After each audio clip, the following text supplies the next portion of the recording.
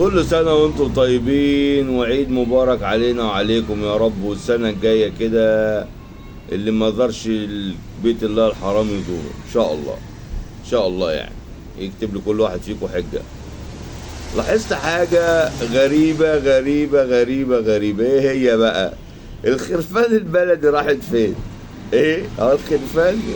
الخرفان المصري راحت فين؟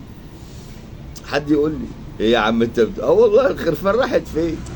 انا ماشي في كل حته. امبارح رحت مشوار، الناس فرشه خرفان وكتير، فرشين كتير يعني ما شاء الله، كلها خرفان سوداني. الخروف ابو ديل ده عارفين انتوا مش بليه، لا مش بليه حلوه كده اللي يمشي يرقص يمين وشمال، لا لا لا لا لا، ده خروف بديل، خروف بديل كده ونص راس، يعني دماغه قد كده، دماغه قد كده.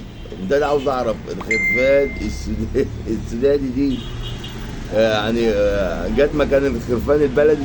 يعني الخرفان البلدي يا جدعان، انا مش لاقي خروف بلدي والله بجد والله، مش لاقي خرفان سوداني. ايه؟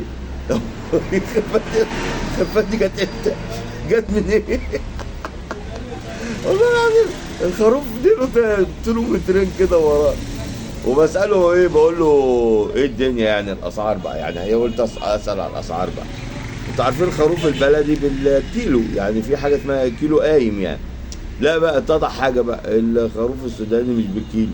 ايه يا عم؟ امال قال لي لا كده. ايوه يعني ايه كده، يعني زي ما هو على حالته. يعني انت تختار خروف، انا اقول لك ده عامل كام، قلت له وانت ايه اساس انت كاتب عليه التيكت؟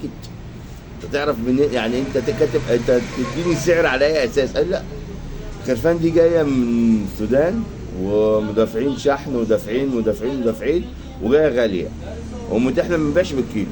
قلت له يعني ايه؟ يعني انا بنبيع بالمنظر كده، شكله حلو كده، يعني ايه؟ قلت له مثلا ده عامل كام؟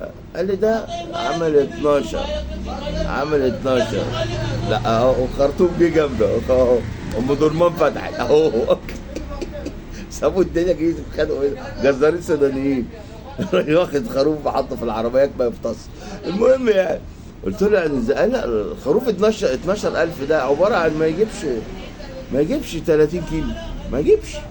اه والله 30 كيلو يمكن كتير. هو نص راسه قد كده، راسه كبير قوي كده قد كده. كل طيبين.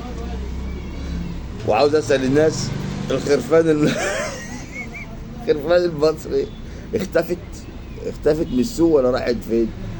يلا ربنا يديم المعروف وكل سنه وانتم طيبين. انا بس عاوز الناس تتبسط وتفرح وتاخدوا الفيديو للهزار، يعني مش لحاجه تاني، عشان في ناس احسن تاخدنا في حته تاني، احسن في ناس بتبقى قاعده كده زي القضا المستعجل بعيد عنك، يقول لك ده بيتكلم قصده على السودانيين، اصل ده بيتكلم اخرس، اسكت اسكت، صنطه ايه فيه.